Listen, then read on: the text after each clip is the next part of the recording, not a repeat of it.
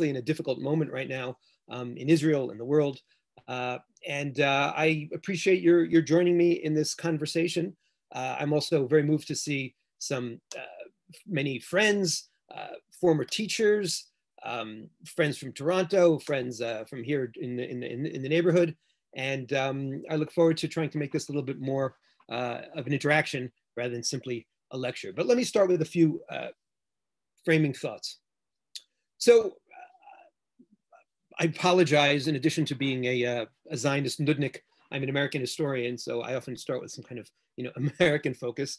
And all of you, of course, know that Amy Coney Barrett has been nominated to the Supreme Court. And I read a fascinating article yesterday, which was saying, is she, as a conservative woman who also has 7 children, including a number of adopted children, also runs an impressive career, is she the ultimate fulfillment of feminism? Or, because she's conservative, is she some kind of traitor to the feminist cause, which tends to have many women from the left? It's a conversation that's also going on in the African-American community. And it certainly occurred when someone like Clarence Thomas was nominated as Supreme Court Justice. That is part of the Black identity, the African-American identity in the United States, not just simply skin color, not just simply a certain kind of solidarity, but also is there a political partisan dimension. And right now, in the Zionist world, we're seeing a similar conversation at USC, the University of Southern California, and elsewhere. Students defending themselves against the toxic, what my friend Judea Pearl calls Zionophobia, the obsessive hatred of Israel, which is not just anti-Semitic, he argues, but is particularly focused on a hatred of Zionism. And thus he calls it Zionophobia. And he says that, and he says, and these other people are arguing with him, that in a sense, by hating Zionism, you don't just have to make the argument that it's anti-Semitic and thus unacceptable, but because Zionism has become such a central part of our identity, not every Jew, but most Jews' identity, the obsession about Israel and the singling out of Zionism is itself a form of bigotry. And it's a backdoor into the kind of conversation I've been trying to trigger for literally almost 20 years, which is what I call identity Zionism, which is not starting from a defensive position, not starting from those who hate us, but starting from the opportunity that we have as Jews and frankly as non-Jews in the modern world to understand the power of Zionism and to use Zionism as a launching pad to enter into conversations about who we are as a people and as individuals and who we can be.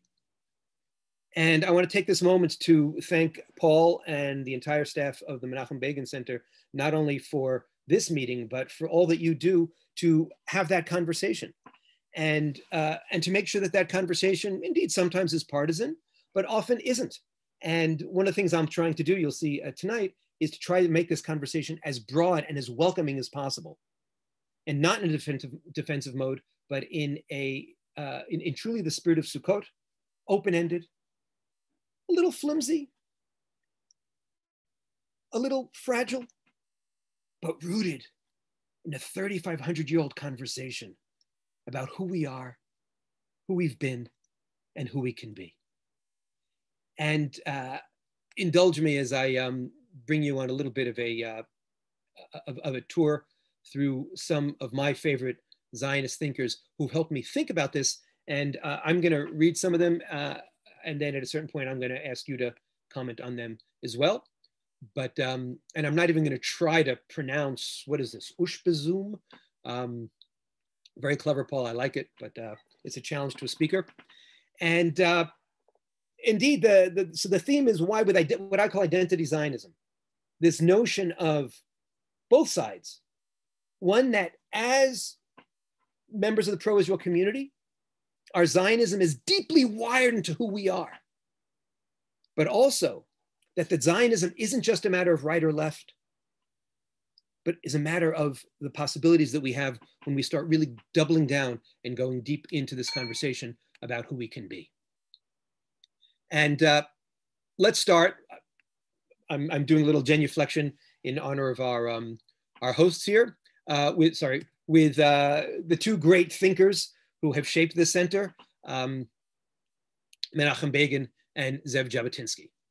Now, when we read this quotation of Jabotinsky, we're in what I call five alarm fire Zionism, firefighter Zionism, crisis Zionism, Gewalt Zionism, the Zionism of oi, not joy. And this was the great addition that Jabotinsky brought to the Zionist conversation. It's not that he didn't dream. It's not that he didn't imagine the possibilities for Hebrew culture, the possibilities, the linguistic possibilities of what could happen with his amazing linguistic skills, about what could be with the Bible, the wonderful toys, he says, of Velveteen, but nothing compares to what we most need. Is we need a state now. We need a Jewish Commonwealth now because the house is on fire. And Jabotinsky, of course, died in 1940, but anticipated the Shoah. And 4 years after his death, his successor, Menachem Begin, in 1948, dissed by David Ben-Gurion, not invited to sign the Declaration of Independence. Wouldn't that have been a really powerful expression of unity?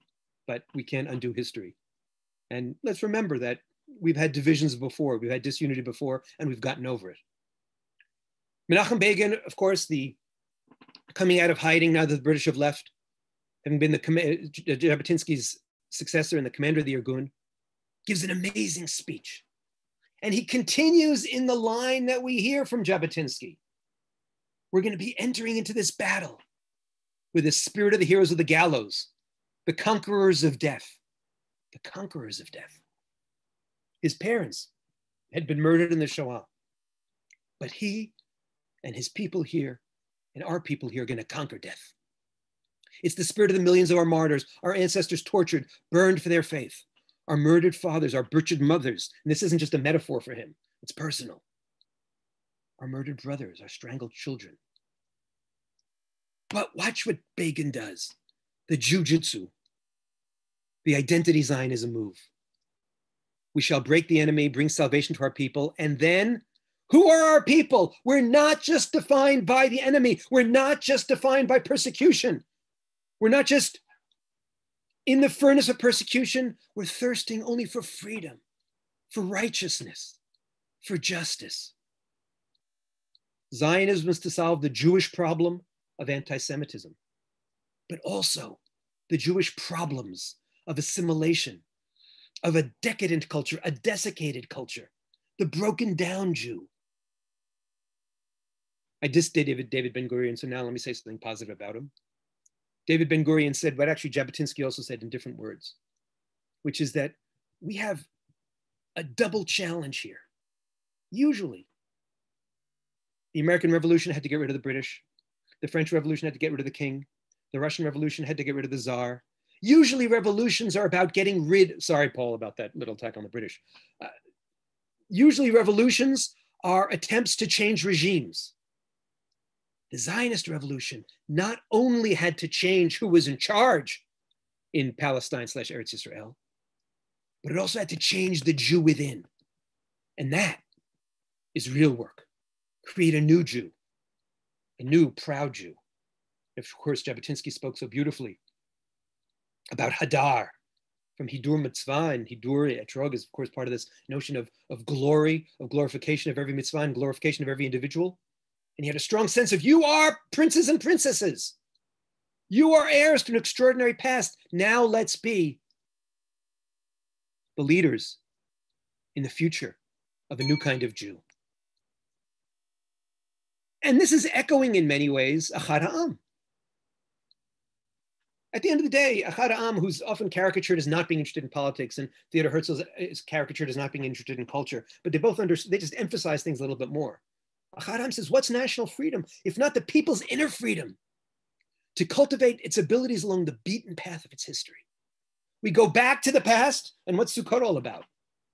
We touch base with the past in order to have a vision of the future and find some pride and renewal during this time.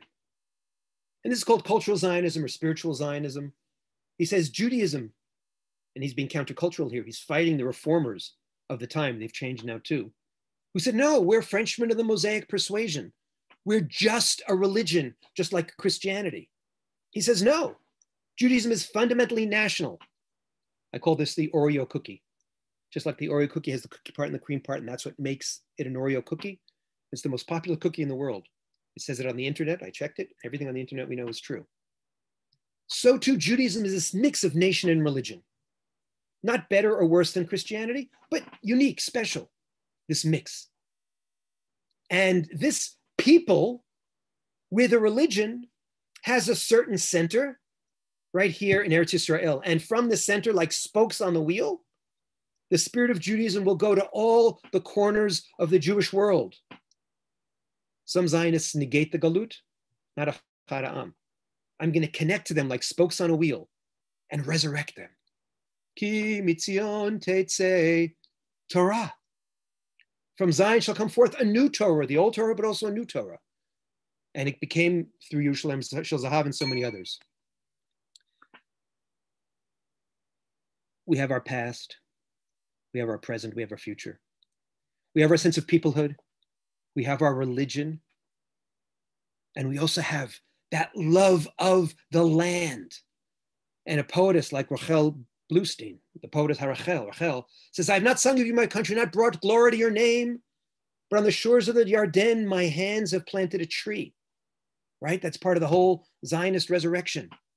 Return to labor, return to history, return to responsibility. And so, I throw the word around a lot. It's important to clarify. Zionism is born 3 times. In the Bible, Eretz Yisrael, we learn about the Jewish homeland. In the mid-1800s, as Italians are becoming Italian and French are becoming French, and Americans are solidifying their identities as Americans, and Germans are becoming German. Okay, that didn't work out so well. But the sense of nationalism is emerging as a glue. The Jews say, we are a nation too. And in 1897, Theodor Herzl best articulates, he's not the only one, he's not the first one, but he best articulates and launches a movement for Jewish statehood. So Zionism at its base is saying we, Am Yisrael, a people, not just a religion, have ties to Eretz Yisrael and the rights, like today, 192 other countries in the United Nations, to establish a state in Medinat Yisrael. You want to say you don't like what Israel did yesterday or today, that's fine with me. But when you say you're anti-Zionist, what are you doing? You're saying that you were deciding that I'm not a people? That you're negating my right to this land? Or singling me out and saying I'm not worthy of having a state? And that was a lot of the work I was doing around the book, the update to the Zionist Idea. The Zionist Idea, of course, comes out in the 1950s, 1959. And think about it, back then, Israel was fragile, but the Zionist idea was robust. Today, Israel is robust, and the Zionist idea has turned fragile. And so I say shame on our enemies, but also shame on us. And we had to update the book. And I brought in, as Paul was kind enough to say, more voices. I organized it by, you see, I'm throwing out different schools of Zionist thought: political Zionism and labor Zionism and religious Zionism. We saw political Zionism, I mentioned Herzl. Labor Zionism, the poetess Rachel. Religious Zionism we'll get to when we get to Rav Kook. Cultural Zionism, Achad ha'am. Revisionist Zionism, Jabotinsky. And diaspora Zionism, or Identity Zionism, which is bringing in the entire Jewish world. And fundamentally, I'm asking the real question, and I often spend a lot of time on this with students. And I just want to share that question with you to talk about over your Sukkot tables. In a world where the only prediction I'm willing to make about the 2016 campaign is that the next president of the United States will have a Jewish son-in-law. In a world where the vice presidential nominee for the Democratic Party has a Jewish husband. In a world where Harry Potter himself, Daniel Radcliffe, is Jewish. Who needs a Jewish state? This goes back to my point about identity Zionism and one of Natan Sharansky's key ideas. A Zionism, a rainy day Zionism, a firefighting Zionism, a Zionism of Galut trauma, thank God, is running out of necessity. I know we have a lot of anti-Semitism, but if you look at how many Jews were living in oppression a century ago, and how many Jews are basically living in freedom today, a Zionism of distress won't work. It has to be a Zionism of choice. It has to be a Zionism because I want to fulfill my identity, not because I'm running away from the bad guys. And this is a question we fail to ask. We often say, especially in the United States and Canada and the UK, we give our kids the guilt trip. You must defend the Jewish state. But first, let's ask the question, who needs it? What does it do for me? How does it stretch me? How does it inspire me? How does it bring me alive? And now we get to my hero, my friend, my writing partner, who when I finished the Zionist Ideas, I basically wanted a year off from book writing. Because when you're writing a book, every morning you wake up and you know that on your shoulder is this impossible task. By the time you hit Friday, you've actually only added to the to-do list, not subtracted from it. And I said, I just need a year off. And the one person in the world I couldn't say no to, because the KGB couldn't say no to him, Natan Sharansky was finishing his 9 years at the Jewish Agency, and he asked me to be his co-author.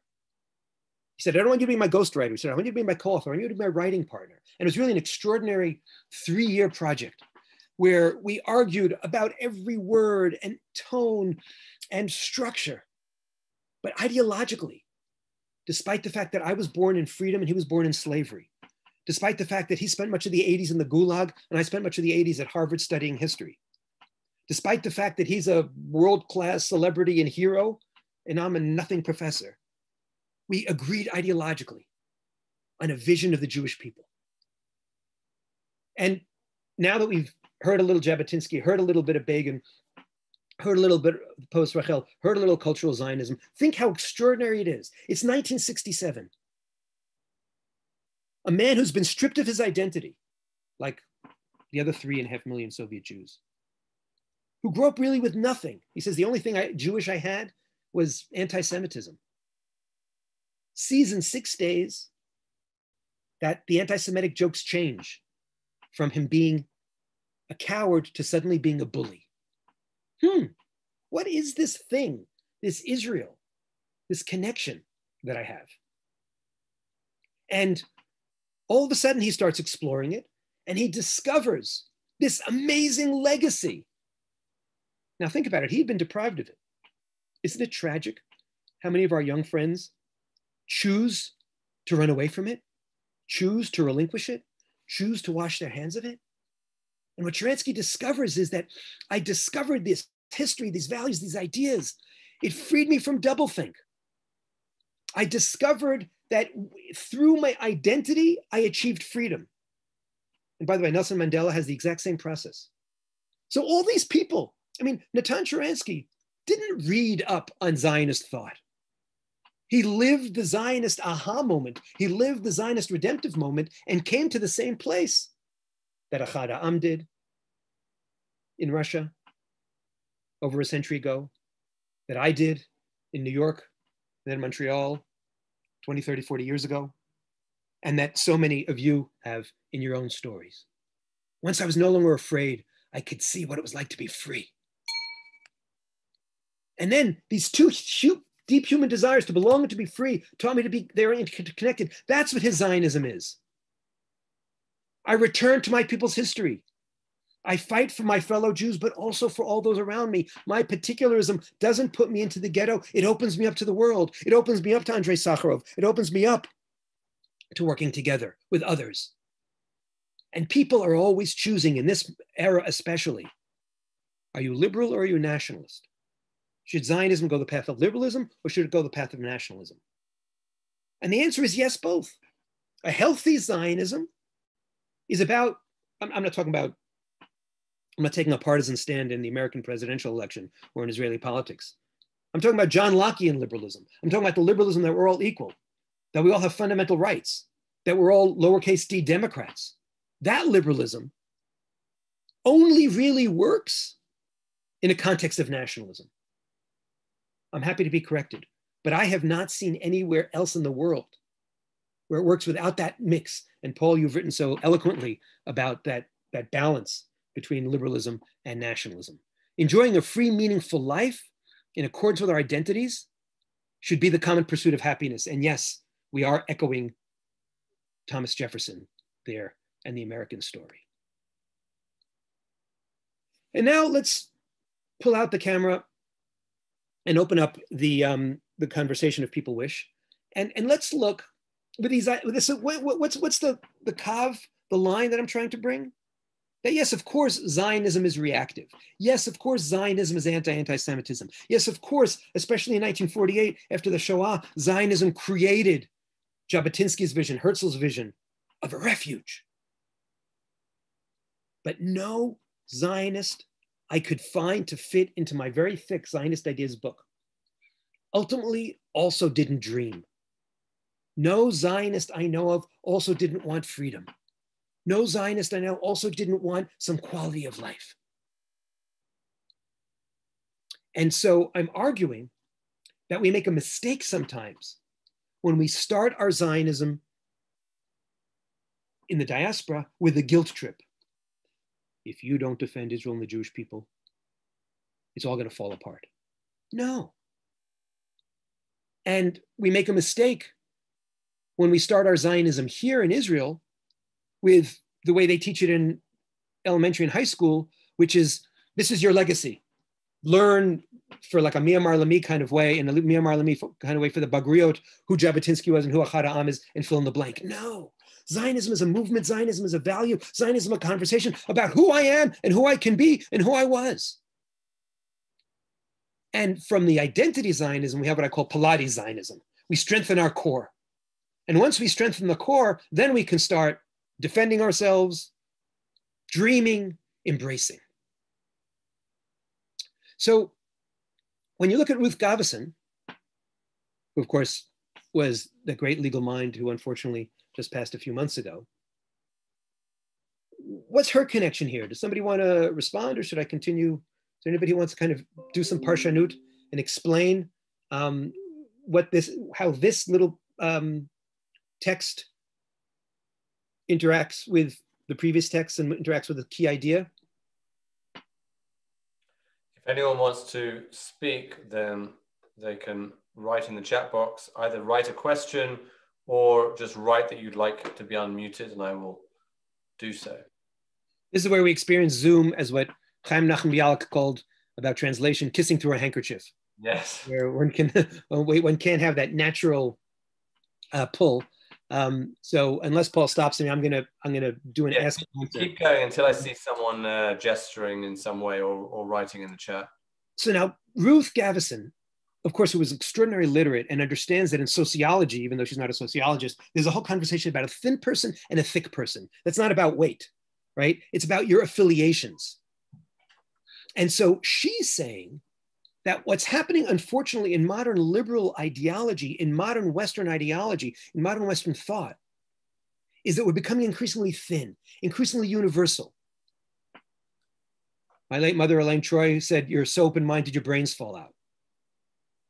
Beware that the best way, and this goes back to Sharanskyism 101, the best way to help the world, the best way to connect with Andrei Sakharov and the human rights movement is first being a proud Jew. And Ruth Gavison is saying the same thing. We can't just be these ethereal dots in the universe. We need to be rooted. And that helps us find the missions in our lives. And in 2003, when she's in negotiations with Rav Medan about how do we find some bridge between, I hate that word, secular and religious, between those who are less religious, although many of them are sitting in Sukkot tonight, many of them drink l'chaim on Friday night, many of them fasted on Yom Kippur. So I look at Israelis and go, you're the worst secular people ever. But what is she saying? And here Ruth Gavison, like Natan Sharansky, is a human rights worker, a human rights activist. So first she's saying, I need this. I can't be a thin person. I need to be thick with many affiliations. but also the human rights tradition understands that the only real way to do a deep dive into this kind of commitment, into really fulfilling human rights, is by having particularist pride. Yuli Tamir, also from the left, says, I have a choice between a sterile, empty house and a house with all kinds of accents, with its own language, with its own roots, with its own anchors. And of course, I'd rather live in the house that, like my background, is a little bit hyper-stimulating. And that's what Zionism is all about. That's what healthy nationalism is all about. And Ruth Gavison, unlike me, uses that word secular Jew. And she says, I want to feel free. I need liberty to seek inspiration, to look at all kinds of different elements of human culture. But I also want to be rooted in my Hebrew culture. The pluralist framework allows me the freedom to find other opportunities and also to be a part of this story, this great adventure called being Jewish and being Israeli. So Zionism and Israel must guarantee equal rights to every citizen. And of course, the Begin Center and Menachem Begin are such powerful forces in making sure that happens. But that doesn't mean that I have to have what some American theorists called the naked public square. That doesn't mean that I can't have Hanukkah, I can't have Sukkot, I can't have celebrations in my street that celebrate the majority culture. So do I need a separation of religion and state? In some countries that might work, but there are many different models. And as an American historian, I'll point out that even in the United States, where they quote Thomas Jefferson and his high impregnable wall between religion and state, misses the fact that there also are a lot of overlaps between religion and state. And then she says something really profound. Talk about identity. I get the fact that most Jews these days aren't religious, she says. Again, we'll put that word secular aside. But it could be that 24/7-ness, that 365-dayedness, that naturalness of the Jewish identity here, the fact that we speak Hebrew, the fact that we're living on the Jewish calendar, the fact that we're part of Jewish history just because we're born into it, and even our Israeli Arab brothers and sisters, our non-Jews, are part of Jewish history in a very profound way, may be that here is the best place to keep generation from generation feeling Jewish, being Jewish, doing Jewish, growing Jewish. And we have to have a little bit of an exorcism. I'm circling around and I've thrown the word in a couple of times on purpose. It's considered to be an ugly word today, a highly political word today, a highly partisan word today, nationalism.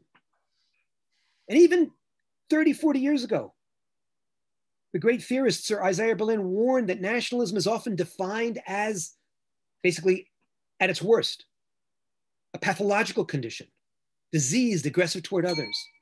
But when he talked about liberal nationalism and we talked about Zionism, Sir Isaiah Berlin talked about just simply a sense of connectedness. I talk about when you travel and you bump in, remember that thing called travel? And you bump into a fellow Jew and they bagel you. It doesn't mean, oh, we're the members of the master race, we're the members of the chosen people. But no, yeah, we have a certain shared common conversation, a shared language, maybe even shared neuroses. So you bagel one another and you have a way of starting a conversation. When Israelis do it, I call it kremboing.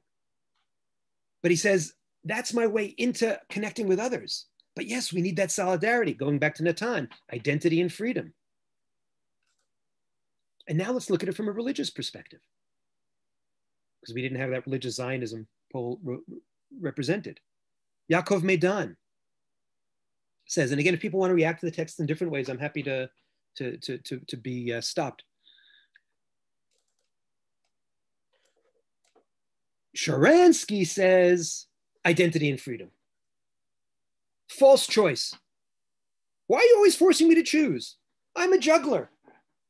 I live in a world, I call this being F. Scott Fitzgerald, a Fitzgeraldian Zionist. Because F. Scott Fitzgerald said, the mark of a true intellectual is the ability to hold two competing thoughts in your head at one time. American history is all about democracy and freedom, about liberty or equality, about all kinds of nigudim, all kinds of contrasts, all kinds of tensions. So too is Israeli history. So are all democracies. There's no perfect formula.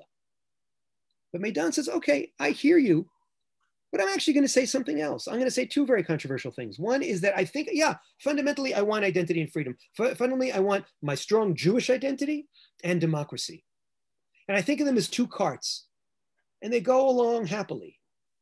But when they get to a very narrow mountain pass, I acknowledge that some people say democracy first, but I say the Jewish cart first. Because if I don't do that, how do I explain why I'm here and not elsewhere? If I don't do that, how do I explain our sense of solidarity? And then he says something really beautiful. All too often, when people see how religious people, and people love to categorize everybody and stereotype everybody. So people say, oh, religious people are les kviya datit, they're imposing their vision on me. Look how he explains it in the most lovely way. He says, look, we're a people of us, not I. We're a people of mutual responsibility. We have a collective brit, a collective covenant with God. And so when I'm worrying about my fellow Jew, and my worry about my fellow Jew is also about keeping mitzvot, it's not because I want to impress him or her, but actually I want to impress him or her with that sense. And now we get to one of the key ideas of Natan Sharansky's life, that you're never alone, that we're all a part of something. We've got this sense of solidarity, this mutuality that's extraordinary, that glue. The original book, I'm going to do a summary and then open for some questions, Paul. The original book was called 999 because that's the structure of the book. And we actually signed a book contract, 999. Some people didn't like it because it sounded very German, 999, very negationist. It comes from a joke that Natan Sharansky says. He says, I was 9 years in Gulag. I was 9 years in Israeli politics. I was 9 years in Jewish agency. I don't know where I suffered most. And so we literally signed a contract for that. And I hated the title. A, because you shouldn't have a title that's an inside joke. But B, because I also worried about my Christian friends who might say 999, 666, the devil. But I also didn't think that it gave the essence of the book. And I'm in Los Angeles, speaking to my friend David Suissa, who's the editor of the Los Angeles Jewish Journal, but also used to be an advertising whiz when he ran an advertising agency. And I say, we need a title. He says, well, tell me about the book. Tell me about a key moment in the book. I said, well, Natan talks about being in the Gulag for 9 years, and he's cut off. He barely gets any visitors, even though Soviet law guaranteed him more visits. They break the law when it comes to him. And the KGB keeps on telling him, you're forgotten, you're abandoned. No one cares about you, give up. And he says, but I knew that I had the Jewish people with me. I was never alone. And Suissa says, that's it. For 75 years, we've been saying never again. And of course, we honor all our martyrs and we remember them and cherish their memories and go back to what Begin said, that we conquer death. But now, our opportunity, and that's the essence of identity Zionism, and that's the meaning of Medan and Gavison, who came from two different parts of the religious spectrum, and it's the meaning of Acharam and Jabotinsky and Begin and the poetess Rachel. Now, we say to our young people, and we say to one another, when you're a part of this extraordinary network, this extraordinary family, this extraordinary conversation, this extraordinary chain of transmission, this extraordinary network called the Jewish people, you know that you're never alone. I'm now going to stop and see if there are any questions or reactions. Paul. Yeah, so I'll read out a couple of points that people have made. So Stephen, I'm sorry, Stephen, I don't have your family name, just your first name, says that true, the Jewish people are living free all around the world, and these are probably the best times for us in history. But as we have learned throughout history, this can all change overnight. Therefore, we must be prepared for more difficult times. This emphasizes the importance for a strong Israel. Now, I'm not sure, Stephen might want to say more about that, but to me, there's two things that come from that. One is maybe it's a pushback a little against the idea that we can just focus on identity Zionism and not also be thinking a lot about Zionism as a sort of as a defense, you know, Israel as the defense against anti-Semitism and those that hate us, but also maybe how it plays into the Sharansky story and how one of the reasons why the 6-Day War was so powerful for him was because it was for the first time Israel, it was the Jewish people fighting back, right? It was the Jewish people, especially for a Soviet Jew who's being, you know, crushed by the system. It's the Jews with their army conquering the Middle East in 6 days. So first, you know the thank you, Stephen. You know the journalistic expression, "You buried the lead." You buried the lead. Isn't it amazing that these are the best times? Isn't it amazing that even in your conversation where you're a little bit worried about the future, let's just hold for a second, even with all our COVID challenges, even with all our BB challenges and our guns challenges and our big headaches. It's the best times. We're lucky. We're lucky to have a Jewish Commonwealth. We're lucky to have a Jewish state. We're lucky to have Startup Nation. We're lucky to have people like you. So I'm just going to hold that for a second. Because it's still, for all our challenges, are during one of the best Sukkot we've had in millennia. But yes, the challenges continue. And look, what I'm trying to argue is, you know, when you go to Sushi Rehavia and you order sushi, right? And I want to order avocado sushi, and my daughter wants to order salmon sushi. We define the sushi not by the rice on the outside, but by the salmon or the avocado on the inside. When I talk about identity Zionism, again, I go to my Pilates thing. I'm talking about strengthening our core. The most effective way, and I've seen this on campus, if I come to a group of undergraduates and I give them the guilt trip about how you have a responsibility to defend the Jewish people, I lose them. But when I invite undergraduates with nothing, no Jewish background, into a conversation, be on a birthright trip or at a campus, about who you are, how do you find meaning? What does it mean that I'm telling you you'll be never alone?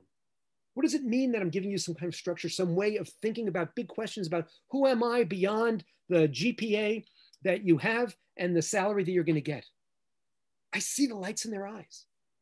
And I've done this with, by the way, the Michinot here in Israel. I've done this in Hebrew, the Zionist salons with Israelis who also have just been given sort of the obligation, but not the opportunity to have a conversation about the possibilities that grow. So I agree with you. Oh, we've got troubles on the horizon we have to worry about. We still have enemies on campus. I'm sorry to say in the Palestinian Authority and elsewhere. But the most effective way to do it is by building from within with this identity Zionism conversation. And then we figure out how to win and beat the bad guys. Okay. So there was a comment from Janet Friedman. Firstly, she loves the Pilates Zionism line. I think she'll use that. But she was commenting about the Ruth Gavison quote, and she's talking about how she notes how humanism and liberalism concern themselves with individual rights, and Gavison, despite being a liberal humanist, is also telling us to go beyond thinking about the individual. And we should be thinking about our tribe, our group, in our case, the Jews. And it's kind of it's sort of interesting. I mean, this is what she says. I mean, I'd be interested to know what you think. I just think, for me, it speaks to the power of the idea of having a strong group identity like Zionism, you know, or any other national identity that people have. You know, if they're a patriotic Englishman, whatever, right? That you can, that it doesn't have, despite and I've talked about this before, and you've talked about it, Gil, and we've talked about it between ourselves, that despite what is said about nationalism being this narrow right-wing idea, you can be both a nationalist and a liberal humanist, and Ruth Gavison was a great example of that. Absolutely. Look, think of it as links in the chain. That, you know, each link is quite strong, but when they're linked together, they're even stronger. And Right. I know this personally in my own biography, that I was raised to be a very good American universalist. I was raised to hide behind my name, Gil Troy, which means I can get great reception at Greek restaurants. When I taught at Harvard, I was, I love to tell the story about how I was welcomed by Richard John, because you know how WASPs, white Anglo-Saxon Protestants, have first names that are last names and last names that are first names. And so Richard John goes to Gil Troy because Troy could be a first name. Oh, there are so few WASPs like us around nowadays. And I didn't take that as an anti-Semitic incident. I took it as, wow, I belong, I fit in. I know how to pass. But it wasn't enough. I had to be Gilad Troyansky too. I had to, and this is the dual heritage that I got from my parents, that I got from teachers, including Shoshana Glatzer at Salman Schechter School of Queens, that I got growing up in my milieu, and that is my common language with Natan Sharansky, despite our very different backgrounds, which is that we want to be citizens of the world, but we know the best way to be a citizen of the world is to represent some country, to represent some tradition. And Ruth Gavison said the same thing. So yes, I don't want to say I'm against humanism, but I'm against a blind humanism, which doesn't understand that for me to be a full human being, I also have to be tribal. Nelson Mandela, read his 600-page autobiography. I did. And he speaks beautifully about, until I rooted myself in my land, in my people, in my tribe, I couldn't fight for my freedom. So it's not either or, it's and. And there's sometimes tensions, yes. But for example, people always want to emphasize the tension. So they say democracy or Jewish. Well, I don't know. My reading of the history of democracy says that without the Bible, which emphasizes equality, we wouldn't have the democracy we have. So it's democracy and Jewish. Yeah, sometimes it's messy. You mentioned Yuli Tamir. She writes in her recent book on nationalism how Martin Luther King, I think it was the last speech before he was killed. He references all those parts of America, right? He talks about the rolling hills of, and the flowing streams, and there's such a love for America in what he's saying, and it's really interesting. There's nowadays we think of the left in America, and particularly sort of the identity politics left, of being decidedly anti-nationalist, and here you have Martin Luther King, who's using his connection to America to make the point. To make the point about equality and civil rights. It's such an interesting contrast. Steve brought out my happy-dappy optimistic side, but let me share a very big worry. First of all, I don't understand how America heals. I, as a historian, can't explain how America has grown and prospered and progressed and welcomed more women and more Blacks and more immigrants into its story, even though it has still a way to go, without liberal nationalism, right, and without a certain kind of pride. Yeah. If you tell Americans again and again that you're small-minded, that you're racist, that you're evil, that you're cooked, like all human beings, they'll go into their trauma zone. If, as Martin Luther King did, you stretch them, you challenge them, you give them the opportunity to fulfill the high ideals of the Declaration of Independence and the Constitution. Right. That's how you get progress. That's my worry about America.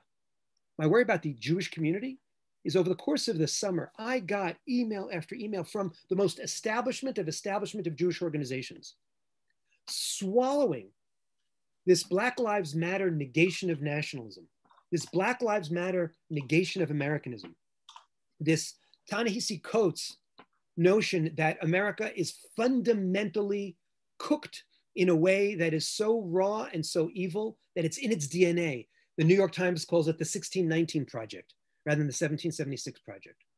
And I'm actually in the middle of writing an article, a sort of an alarm, ringing the alarm bell to Jewish day schools, because I watched how those curricula made their way into the Jewish day schools, including some of our Orthodox schools.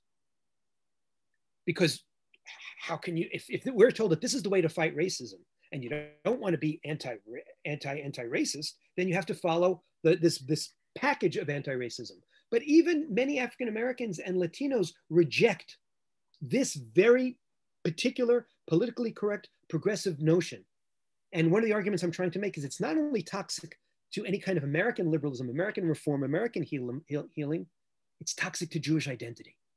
Because if we turn even our Jewish day schools and our shuls and our organizations into factories that generate this negativity, that generate this notion that Jews simply have white privilege, when we're not all white, we're not all rich. And Natan always points out, well, when you make that argument, what you've just done is you sort of assumed that if we all were white and rich, then somehow we would all agree. So he says, beware, even like, oh no, you get so defensive, right? So it's not only inaccurate, but there's also something truly evil and something truly stereotypical and bigoted cooked into the argument. And we're shooting ourselves in the foot. And I literally say, don't waste your money on Jewish education if you're going to teach America in this way. Right. Yeah, it's fun. It's because as a non-American, those of you who didn't get from the accent, I think I actually think it's extraordinary. It's almost perverse that Jews of all people would sign up to this negation of this sort of fundamental negation of America when you think about what America has been for the Jewish people in a way that no other country has ever been. Right. It wipes out our story. It wipes it, and it makes and literally there's a quote from a Yale historian, Matthew Jacobson, who says, "Oh, the immigrants." I'm not quoting it exactly, but he says the immigrants think they made it because they were welcomed by America. They made it through their whiteness, and that misses the fact. And why is it that when back in the day when it was somehow cool to be white, or among white supremacists who think it's holy to be white, we're not white. And now when it's those people who think it's problematic to be white, suddenly Jews are white. Right. That's unfair. We're caught. Yeah. That's why in the book we call anti-Semitism the most plastic of hatreds. The late, great Robert Wistrich called it the longest hatred. And playing off of that, it's the most plastic of hatreds because we can be Rothschilds, we can be Marxists, we can be right-wingers, we can be left-wingers. And hey, we give it a great gift to the left and the right. The far left and the far right agrees on one thing, Jew hatred. Yeah. So plastic, it's artificial, it's toxic, but it's also eminently malleable. Right. There's a question I want to get to. I want to say one more point that came to mind was I remember when there was the last Democratic primary debate between just Biden and Bernie Sanders, and there was some criticism from some on the left that it's two old white men, and someone I forget who pointed out that 50 years ago, the idea that the two candidates for the Democratic nomination would be a Jew and a Catholic is extraordinary, would be completely impossible in the America of 60, 70 years ago. But that it just shows that the progress that's already been made, that no one thinks anything of the fact that there's a Jewish and a Catholic candidate for and I can think of two senators, long-term senators, who disagreed more than Joe Biden. And I mean, I could think of others like Jesse Helms, but the two of them rarely agreed on anything, and sort of reduce them to their gender and their skin color is, I grew up learning that was called racist and sexist, but there's a new language out there. Right. Okay, I'm going to move on to some questions from the crowd.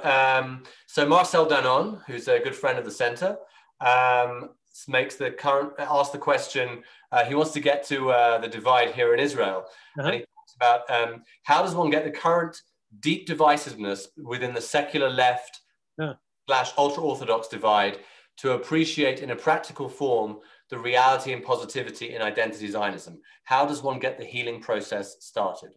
Well, thank you for that. So part of it is, say ulmad, go out and learn. And this is actually one of the central themes of the book. The book is really, the word we use again and again is dialogue. And when we get to the middle 9 years, Natan Sharansky's 9 years in politics, when he spends so much time, not just trying to build a bridge between Israel and the diaspora, but build a bridge between religious and non-religious over issues like the Kotel. He has a wonderful moment where he talks about working with Rav Porish, and at a certain point they've negotiated a housing deal, and they take a picture of Rav Porish, puts on Natan Sharansky's green army cap, and Natan puts on Porish's shtreimel. How do you do it? You do it by what I call the flip. We always start with where we disagree. Let's start with where we agree. and that's why these kind of conversations are so important. You see, I cooked it with, a religious and a secular voice, with a left-wing voice and a right-wing voice. Yuli Tamir and Menachem Begin couldn't have been more different. And yet they both agreed about the power of constructive nationalism. And so what we really need to do is have conversations in which we start on a basis of mutuality, of mutual agreement, of mutual respect, and then we get to the disagreements, as opposed to always starting with a clash. And that's al-regel echad, but that's one of the methods that Natan uses, and that's again the message of Never Alone. We're all nostalgic about the Soviet Jewish movement. Back then we had unity, shlach ami. And he points out that the gap sometimes between the National Council of Soviet Jewry and the student struggles of Soviet Jewry and this one and that were so great that they sometimes had to smuggle two similar sets of documents at great risk to two different parts of Fifth Avenue because the two organizations wouldn't talk to one another. He sees that as a strength, not a weakness, because it was a way of bringing in different voices, Orthodox voices, civil rights voices, left-wing voices, right-wing voices, and then also having a common goal. But let's not forget the common goal. And that's what we're very good at doing, forgetting that common goal. Right. There was a request to cancel the share screen. Excellent. Yeah. Just so that we can see, or just see. Okay, now we can do it. Good point, thanks. Thank you, Rob. First, there's a nice, this is not a question, but an encouraging and positive comment from Ronnie, who says, your enthusiasm has re-energized my Zionism. Also, while I live in Israel, I mustn't stop strengthening my Zionism, but rather further educate myself and keep it alive through discussion. Amen. I think we fail in Israel. I think we don't do enough of these. And it's not just to feel good. It's not just to pat ourselves on the back, but to really take the Zionist conversation to a whole new level. And especially when I speak to young people in Mechinot and at high schools, I say, who's the Zionist thinker? If they're a sophisticated group. And we'll get to Herzl and we'll get to Achad Ha'am and maybe the POTUS Rachel, whatever, say they're all dead. And many of them died before the state was even established. I need you to be the Zionist thinkers of tomorrow. I need you to be my partners in thinking through ideas like Identity Zionism and Pilates Zionism and other frameworks that will work not just in the 19th century in Europe and not just in the 20th century in America, but in the 21st century right here, right now. There's a question from Zamira, I'm sorry if I'm mispronouncing this, Zamira Rashgod, who asks you, Gil, if it's not too personal, what about your Judaism? Thank you. So in the 3 hours we have remaining, I would say that I believe that Zionism is a way in to Judaism. And my story is very much like that I found that through my Zionism, through my sense of peoplehood, through my sense of never aloneness, through the heritage that I got from my parents, which was deeply, deeply about peoplehood, deeply, deeply about connectedness, at the end of the day, it led me to a further chizuk and further deepening of my faith and my tradition, because the parv approach that I was increasingly seeing in the United States of America, if I can editorialize, didn't work for me. And so when we came here on sabbatical, and it's the world's longest sabbatical, we've been here 13 years and counting. We have 2 kids in the army and one going to the army next year. We had a choice between the religious sector and the mamlechti sector, and we chose to send our kids to the religious school so they would get the rootedness, they would get the fluency in tefillah, in Tanakh, that I fully didn't get. And for all the excellent teaching that I had, I was still, deeply in that American context, and they were able to get it. And people are, it's funny because Natan also says that there's a great obsession about what's on his head. Because when he got out of prison, everybody said, oh, and to this day, people say to me, oh, didn't Natan and Avital divorce? God forbid. He jokes, he says, I live my life backwards. He says, I noticed that if you're separated from your wife for 12 years, then you get together and you can live happily ever after. And he says, do you think that if the KGB couldn't break us up, that a little thing like religion could break us up? So what he did is he put his little green cap on his head, his army cap on his head, to sidestep the question. And what I do truly, if we're going to share, is that I first of all always have my kippah firmly in my kis, my kippah in my pocket. In my house, I often have a kippah, but when I teach, I often take it off. Because I find that if you walk in, especially on a modern university campus, but even in Israel, You walk in with a kippah on your head, at my age, my look, they turn off. And to the extent that I'm trying to bring in this identity Zionism, that's a big-hearted, big-platformed Abraham's tent type Zionism, I find that the kippah, unfortunately, especially after you've made Aliyah into the 13 years, creates so much static that intellectually, ideologically, I want to put that static aside. Because my job as a university professor and as a Zionist big mouth, activist, is to try to bring people in to a comfort level where we can start having a conversation and start having a celebration. And so I take away as many filters, as many points of disconnect, and try to find that point of connection. Great, thank you. Janet Friedman has said, she says that all sorts of ideologies and historical and philosophical systems have run aground when trying to swallow the Jews into their position. Toynbee was a great example. I think it's Arnold Toynbee, the British historian. Yes. He ended up calling the Jews a fossilized people. Both Eliezer Berkovitz in book form and Yaakov Herzog in debate destroyed him.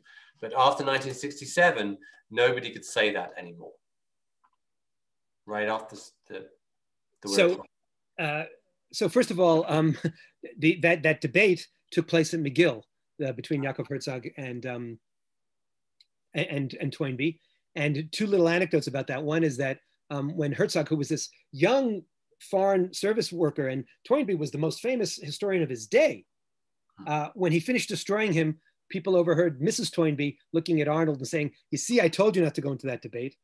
And one of the ways he destroyed him, and it actually goes back to our opening, is he didn't get up and say the Jewish people are perfect. Because in addition to calling us a fossilized people, he also said that the Jews were echoing the Nazis. I hate even quoting him, in the way they were treating the Arabs and the Palestinians. And what he did was he said, well, during World War II, did you support the British cause against the Nazis, or they called them the Nazis? And Toynbee, of course, said yes. He said, well, let me read some selections from my favorite historian. And he read selections from Toynbee talking about some of the most aggressive, some of the most cruel actions that the British did in defeating the Nazis. And in a hafuch al hafuch, Herzog said, I'm not up here to claim that Israel is perfect.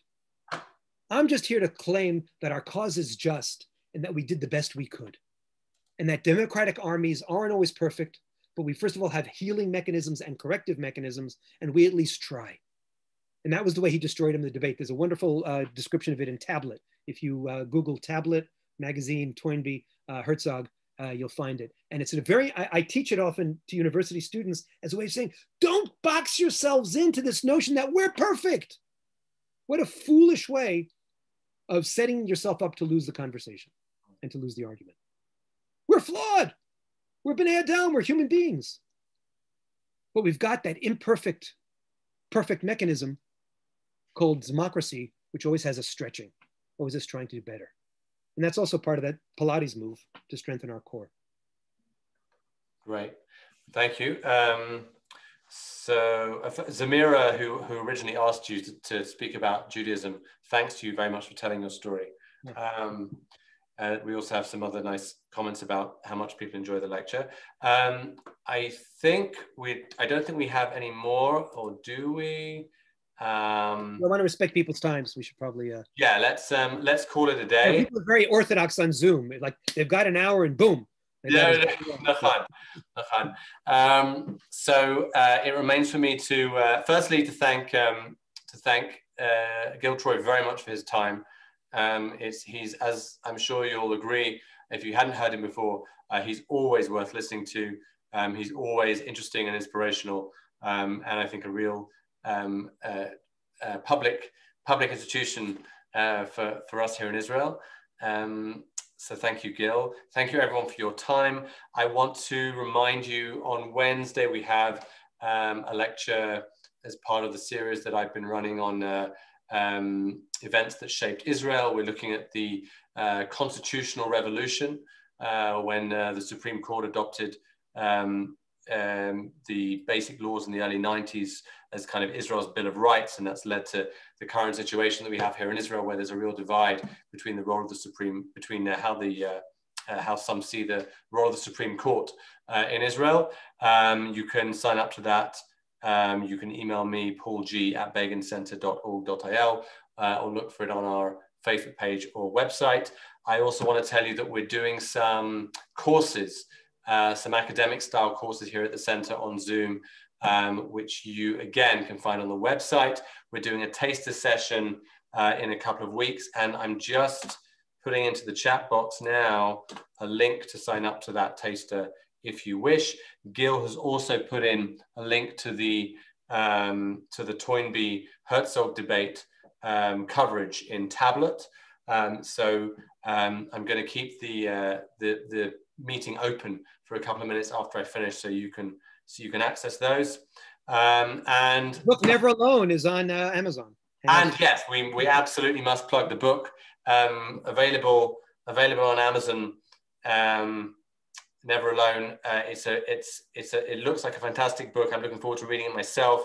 Natan Sharansky is another must-hear, must-read individual, as I'm sure you're aware. Gil, I'm going to close with a little personal comment from Noga Rice, who says, "My son loved your class at McGill."